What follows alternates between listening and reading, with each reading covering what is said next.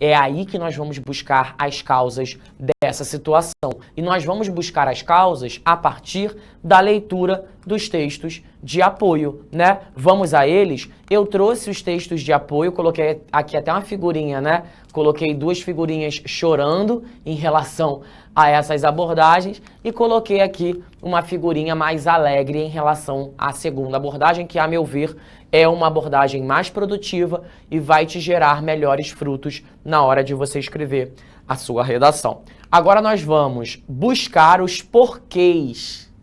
Por que que essa lei seca não está melhor ainda? Por que ela não chegou no seu ápice do sucesso? Aí eu fui lá nos textos de apoio, printei os textos de apoio que caíram, né, no Enem oficial, colei no nosso slide para a gente trocar uma ideia. Reparem que o título do que eu coloquei é Dissecando os textos de apoio. O que é dissecar? Você sabe? Dissecar é quando você pega... Sabe dissecar uma rã na faculdade de, sei lá, veterinária? Na veterinária vão dissecar uma rã? Nossa, uma... Biologia. Você pega lá uma rã e vai dissecar. Você vai separar os pedaços, os tecidos, você vai fazer uma inspeção cuidadosa no corpo de uma rã. Eu não sei porque eu falei uma rã, eu acho que é porque eu vi em alguma série americana. Ó, qual o objetivo da lei seca ao volante? Vamos ler? De acordo com a Associação Brasileira de Medicina de Tráfego, a utilização de bebidas alcoólicas é responsável por 30% dos acidentes de trânsito. E metade das mortes, segundo o Ministério da Saúde, está relacionada ao uso do álcool por motoristas. Diante deste cenário preocupante, a Lei 11.705 de 2008 surgiu com uma enorme missão: alertar a sociedade para os perigos do álcool associado à direção. Para estancar a tendência de crescimento de mortes no trânsito, era necessária uma ação enérgica e coube ao governo federal o primeiro passo, desde a proposta da nova legislação à aquisição de milhares de etilômetros. Etilômetros, vocês estão ligados, né? Etilômetros é o dispositivo responsável por medir a quantidade... Eu não sei se vocês já viram alguém fazendo o teste do bafômetro, você já viu? Quando a lei seca acontece, o motorista vai lá fazer o teste do bafômetro e aí ele sopra, né, uma estrutura. Nessa estrutura está o etilômetro, que é para justamente medir a quantidade de álcool que esse motorista eventualmente consumiu, tá? Daí que vem etílico, né, do etilômetro. Para que todos ganhem, é indispensável a participação de estados, municípios e sociedade em geral, porque para atingir o bem comum, o desafio deve ser de todos. Pessoal, presta atenção. Se o teu interesse é fazer um uso inteligente e estratégico do texto de apoio, você precisa entender o seguinte: não há uma maneira única de lidar com um texto de apoio. Quer dizer, o que eu vou te sugerir aqui é apenas isso, uma sugestão. Não há exatamente um gabarito. Pessoas diferentes retirarão de um mesmo texto informações diferentes, porque os gatilhos vão sendo diferentes. O que se espera de um aluno quando ele lê um texto de apoio? Sabe o desenho animado, quando uma pessoa tem uma ideia que pipoca uma luzinha em cima da cabeça dela? Sabe esse desenho? Que a pessoa tá pensando e aí faz assim, pim, pensei, veio um... Só que no texto de apoio, ele vai acionando essas lâmpadas na sua cabeça, sabe? Sabe quando você lê um pedaço e pensa assim, rapaz, é verdade, tem esse negócio. Quer dizer, não é que a ideia vem pronta, a ideia vai apertar o gatilho, ela vai te engatilhar, ela vai fazer um... Agora, tem pessoas que não fazem esse, né? E tem pessoas que vão fazendo, né? Essas lâmpadas vão acendendo. Então, por exemplo, quando eu leio esse texto de apoio, tem duas coisas que me chamam a atenção nele. Talvez essas duas coisas que chamem a atenção para mim, que estão me chamando a atenção, não serão as mesmas coisas que vão fazer você chamar, né? Vai chamar a sua atenção ali. Por exemplo, ó, ele fala, coube ao governo federal, cadê? Ó, para que todos ganhem, é necessário, para que todos ganhem, é indispensável a participação de estados, municípios e sociedade em geral. Porque para atingir o bem comum, o desafio deve ser de todos. Gente, o que esse texto de apoio está nos dizendo? Que para a lei seca obter sucesso, não adianta ter blitz, simplesmente. Que a blitz é apenas um momento, uma materialização da lei seca, mas exige toda uma consciência coletiva por trás. Porque se não houver uma consciência coletiva por trás, sabe o que vai acontecer? Vai acontecer o que eu já vi muitas vezes acontecendo. Tô eu e o diretor indo, e aí eu bebi, o diretor não. Aí eu percebo que tem uma blitz a 100 metros. Sabe o que a gente faz? A gente estaciona, a gente troca de lugar. Ele que não estava bebendo assume o volante, eu que estava bebendo vou sentar no banco de carona. A gente passa pela blitz, depois a gente destroca. Simples assim. Sabe por quê que é simples assim? Porque a materialização, a blitz, não vai conseguir impedir que a 100 metros a gente faça esse tipo de coisa. Né? A 100 metros, a 200 metros, ou o que quer que seja. Por quê? Porque não está se criando uma consciência coletiva que faça as pessoas entenderem que, cara, se você está naquela posição, você precisa respeitar aquela posição, né? Então vai haver a blitz? Vai. Mas isso garante o sucesso do projeto Lei Seca como um todo? Quer dizer, se a gente não tiver governadores, prefeitos, presidente, sociedade, mídia, todos conjuntamente voltados a essa consciência, você pode botar uma blitz em cada esquina, isso não irá resolver. É preciso criar um senso coletivo. Você que está aí me ouvindo, você já fez autoescola? Quem já fez autoescola já deve ter passado pela experiência traumática de ver como a autoescola muitas vezes é uma grande engabelação. Você vai, você se senta, você dorme, bota a sua digital no final da aula, não prestou atenção em nada do que o professor estava dizendo, o professor não cobra a sua atenção, porque ele também não está muito aí para você.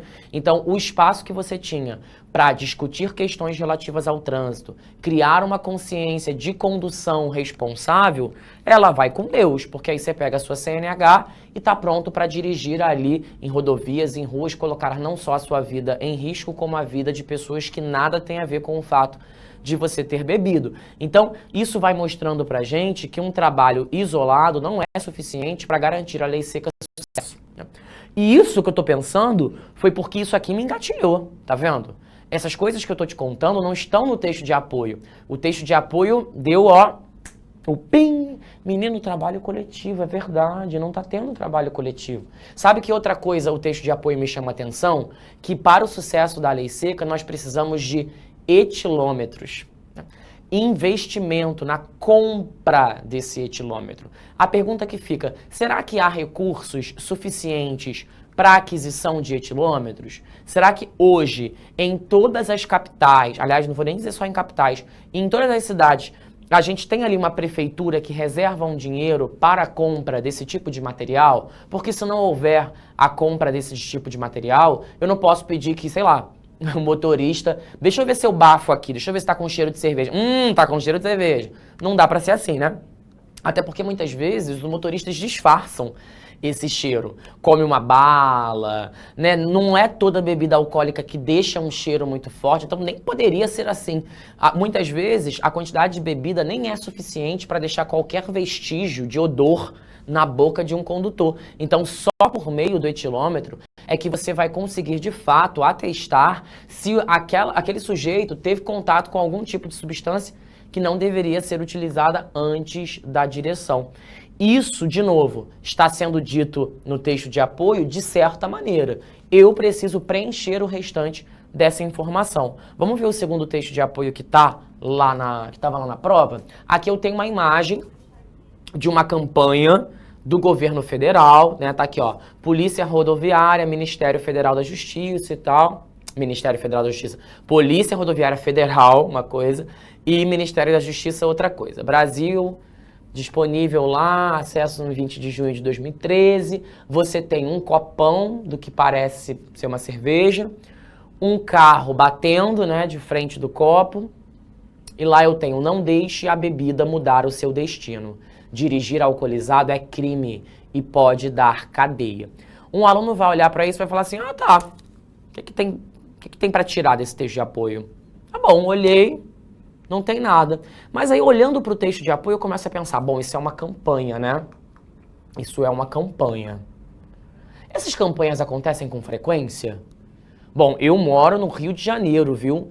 Capital, né? Uma capital de um estado que é ali, né? Se orgulha de ter muita visibilidade, uma cidade cosmopolita e tal, pipipi, popopô, região turística. Se eu que moro no Rio de Janeiro, capital turística, de ampla circulação, não costumo ver tais campanhas com frequência, será que se afastando um pouquinho das capitais e indo para um Brasil mais profundo, essas campanhas serão vistas com frequência, gente?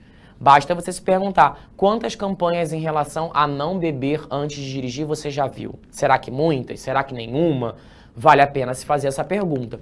Depois eu faço uma segunda pergunta. Será que essas campanhas são de fato eficientes? Será que ao olhar para essas campanhas, os condutores se sentem de fato motivados a refletir sobre isso? Ou eles olham para essas campanhas e pensam, até parece que isso mexe comigo, até parece que de alguma forma eu vou deixar de beber porque o governo federal está me dizendo isso. Pensar um pouco nessa eficiência. E como é que poderia ser uma campanha eficiente? Será que usando artistas de grande visibilidade? Será que contando casos de quem já passou por algum tipo de acidente? Que tipo de discurso, qual a linguagem deve ser utilizada para se comunicar com esse condutor?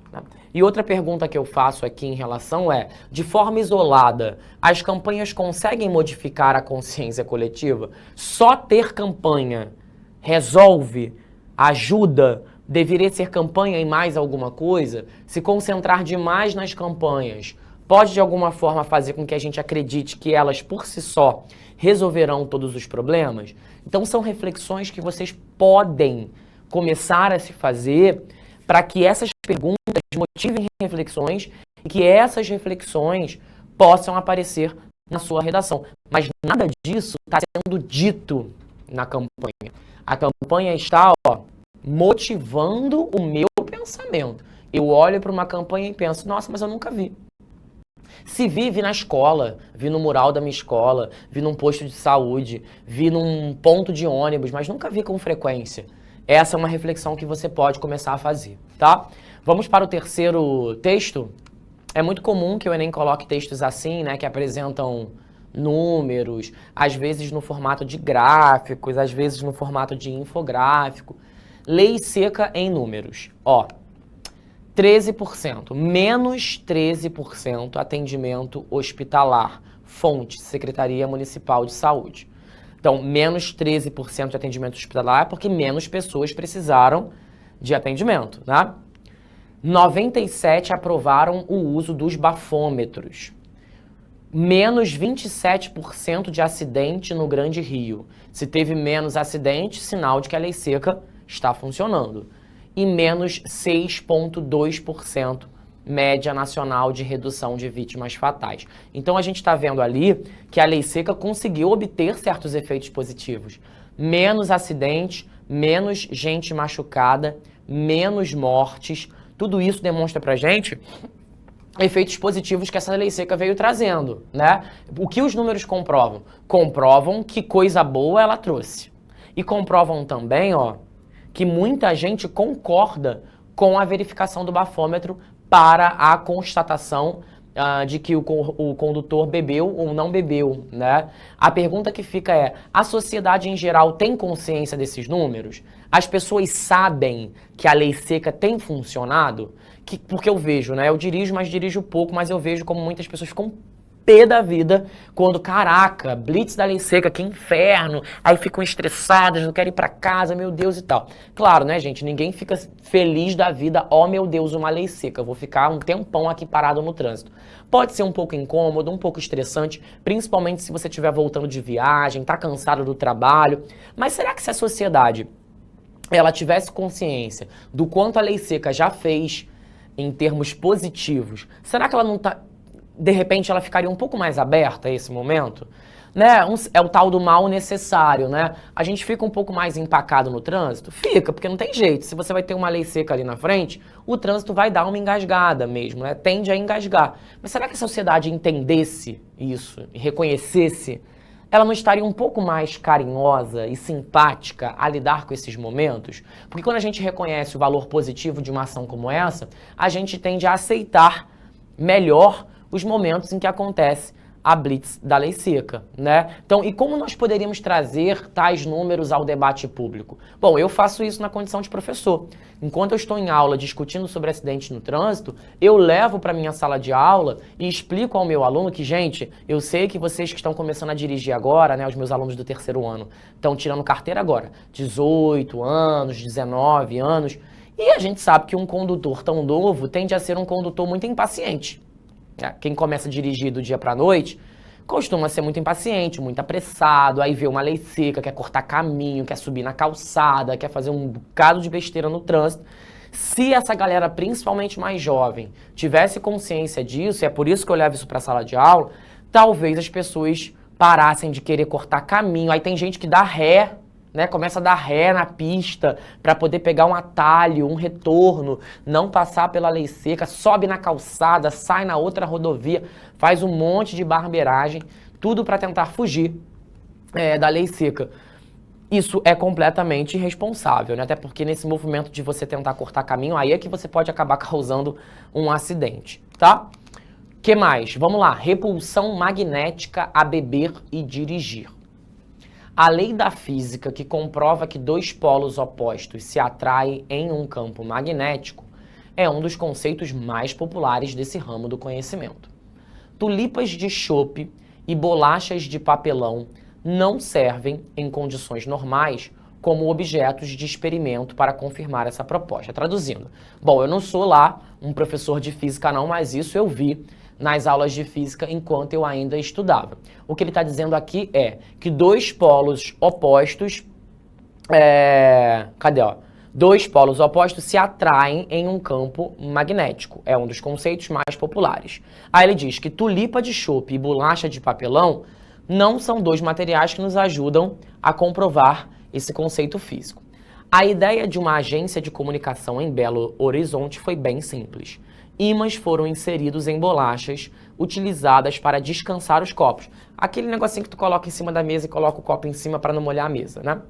De forma imperceptível para o consumidor. Em cada lado há uma opção para o cliente: dirigir ou chamar um táxi depois de beber. Ao mesmo tempo, tulipas de chope também receberam pequenos pedaços de metal mascarados com uma pequena rodela de papel na base do copo. Durante um fim de semana, todas as bebidas servidas passaram a pregar uma peça no cliente.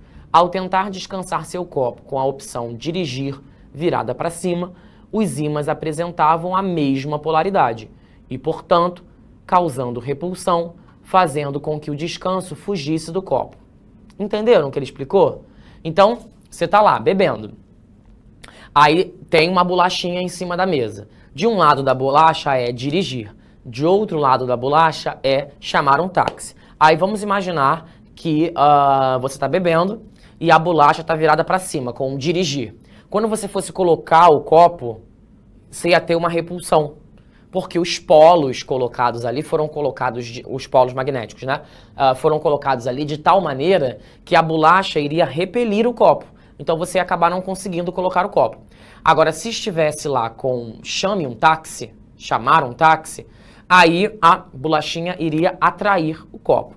Um jeito divertido e mais lúdico de mostrar que se você beber, não deve dirigir. Ó. Se estivesse virada mostrando o lado com um desenho de um táxi, ela rapidamente grudava na base do copo. A ideia surgiu da necessidade de passar a mensagem de uma forma leve e no exato momento do consumo. O que essa campanha que aconteceu em Belo Horizonte nos mostra? Principalmente nesse final. Ó, a ideia surgiu da necessidade de passar a mensagem de uma forma leve. Se há necessidade de passar a mensagem de uma forma leve, é porque muitas vezes a mensagem é transmitida de uma forma pesada, né? Essa transmissão leve, segundo a campanha de Belo Horizonte, né, da estratégia, é um jeito mais eficiente, né, de um jeito mais divertido, um jeito lúdico, mais criativo, daquele jeito menos engessado, menos inflexível, menos impositivo, menos moralista que muitas vezes as campanhas acabam adotando, né? Depois, há muitos outros bares que adotam políticas parecidas de conscientização. Você vê muitas campanhas, muitos bares adotando campanhas interessantes, ou muitas vezes as campanhas se reduzem a dizer: se beber, não dirija. E o que eu vejo é muito se beber, não dirija, é um clássico. Só que tudo que é muito dito acaba se desgastando com o tempo e perde o seu efeito prático. As pessoas passam a naturalizar o recado e, uma vez naturalizado, ele acaba não tendo o efeito de comoção, de sensibilização que se esperava ter. Por último, por quê, né? Por que os bares não adotam esse tipo? Por que as prefeituras, junto ao comércio local, não tenta criar estratégias um pouco mais sensíveis, um pouco mais leves e no ato do consumo, né? Acho que o aluno poderia, por exemplo, pensar num argumento justamente problematizando essa dificuldade que a gente tem de criar um jeito mais próximo de se comunicar com esse cara que eventualmente vai beber e vai dirigir. Tudo bem? Bom, passeei pelos textos de apoio, agora eu vou fazer o que eu te recomendei no começo da aula. Vou dizer assim, ó, a lei seca vem demonstrando bons efeitos desde sua implementação, mas a falta de compromisso de estabelecimentos comerciais ainda é um problema a ser superado. Percebeu que eu criei a tese com um potencial positivo e com um problema? O potencial positivo está em azul. O problema está ali nesse segmento mais avermelhado. Então, no segmento em azul, eu digo que a lei seca apresenta bons efeitos. Uso isso para criar o meu desenvolvimento número 1. E depois eu digo que a lei seca, para conseguir efeitos ainda melhores, precisa contar com a colaboração dos estabelecimentos. Afinal de contas, são os estabelecimentos comerciais que vendem, né, a bebida alcoólica para o condutor. Então, eu fiz potencial positivo e problema. Esse problema veio lá do texto de apoio, porque a gente acabou de ver que alguns comércios não criam estratégias leves para conscientizarem e sensibilizarem os seus condutores. Ó, eu posso também fazer uma tese com 2 problemas. A lei seca tem seu potencial positivo afetado em função da falta de compromisso de estabelecimentos comerciais, aí seria o desenvolvimento número 1, e da falta de campanhas frequentes e eficientes sobre o problema. Então, isso se tornaria o tópico frasal 1. O fato de muitos comerciantes não assumirem seu compromisso social é um entrave, né? Depois, além disso, a ação restrita de campanhas de conscientização também revela, o aluno acabou colocando revelam, mas deveria ser revela, porque é a ação restrita, que a lei seca deve funcionar junto a outros mecanismos. Aí vamos dar uma olhadinha agora no parágrafo que o aluno construiu, tá? Ó, primeiro ele coloca o tópico frasal. O fato de muitos comerciantes não assumirem o seu compromisso social é um entrave ainda presente. Quer dizer, ele diz que muitos comerciantes, e minha mãe é comerciante, então penso muito nela quando eu falo sobre isso, muitos comerciantes não adotam o seu compromisso social. Qual é o compromisso social? Um compromisso que todos nós temos.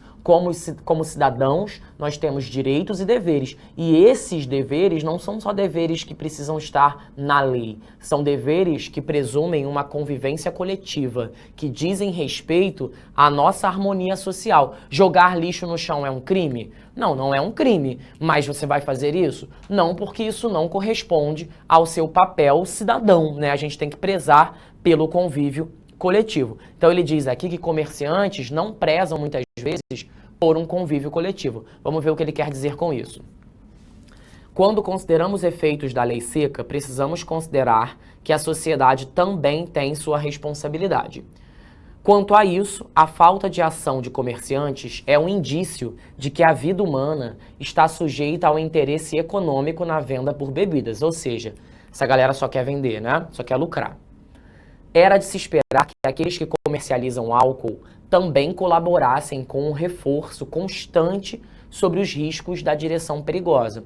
No entanto, não é exatamente o que ocorre. Ao contrário, não parece existir a mesma preocupação em esclarecer os riscos aos clientes assim como há o desejo em vender cervejas e outras bebidas. Interessante a reflexão que o aluno propõe. O aluno diz assim: os comerciantes estão tão concentrados em vender o máximo possível que a ideia de chamar a atenção para o condutor de que ele não deve beber se desejar dirigir vai de encontro à ideia de lucro. Porque se eu chamo a sua atenção de que você não deve beber tanto, significa que você tende a comprar menos. E se você compra menos e bebe menos, eu lucro menos. Então, por que eu falo, né, a lógica do comerciante? Eu quero que esse cara beba o máximo possível. Se eu avisar para ele que é para ele parar de beber, para ele não dirigir, eu vou perder uma grana. Então, a ideia é não fazer isso. Entende a reflexão do aluno? E o aluno pensa isso, eu acho que pelo menos tomando muito aquele caso de Belo Horizonte como exemplo. Porque o caso do bar em Belo Horizonte, né, é o caso de um bar responsável. É um bar que quer vender, mas que quer vender e que seu consumidor faça um consumo consciente e responsável, né? Mas aquele comerciante que está pouco preocupado com a ideia de vender de modo responsável tende a querer não avisar os seus clientes, não, né, provocar os seus clientes, porque corre o risco de eventualmente perder a clientela e, por extensão, perder o lucro. Então veja, gente, David, isso aqui não estava no texto de apoio. Não estava no texto de apoio de um jeito óbvio. Eita, olha eu apertando tudo aqui. Não estava no texto de apoio de um jeito óbvio, né? De um jeito óbvio, realmente não estava no texto de apoio. Deixa eu voltar aqui para o meu parágrafo que eu acabei apressando as coisas. De um jeito óbvio, não estava. Mas, de um jeito não óbvio, estava, né? Então é isso que eu quero de vocês, é uma leitura não óbvia da parada. Porque se você ficar olhando e ficar se apegando só ao que está no texto de apoio, você vai fazer uma cópia. Eu quero que a partir do texto de apoio, você pegue essa matéria-prima, elabore essa matéria-prima para que você possa criar alguma coisa com ela. E não que você use ela, ó. Não que você a use desse jeito tão marcado, tá? Do contrário, a tendência é a gente acreditar que você não se inspirou no texto de apoio, e sim que você copiou o texto de apoio. E aí não é interessante, tá? Agora é você lançar uma leitura mais atenta aos textos de apoio. Lê um pedaço, se provoca, faz pergunta, puxa a seta, marca, sublinha, puxa uma interrogação, pergunta se no cenário brasileiro aquilo está acontecendo, e por que não está, e por que não vem, e quais são as consequências. Você tem que ficar criando reflexão em torno do negócio, porque se você não criar reflexão em torno do negócio, o que você vai fazer? Copiar o texto. E copiar o texto soa óbvio, soa desinteressante, você acaba não conseguindo inspirar esse corretor a ficar ali atraído pelo seu texto.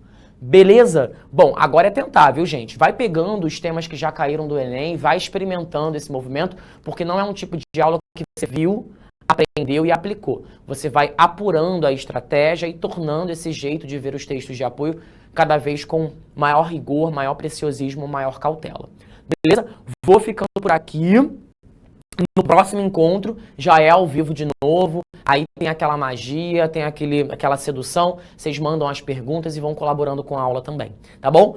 Um beijo grande pra vocês, bons estudos, bom descanso na medida do possível. A gente se vê em breve ao vivo no YouTube, como sempre, tá bom? Até a próxima. Assista nossas aulas a hora que você quiser. Vem com o Pro, o cursinho online que mais aprova no Enem. Assine em proenem.com.br.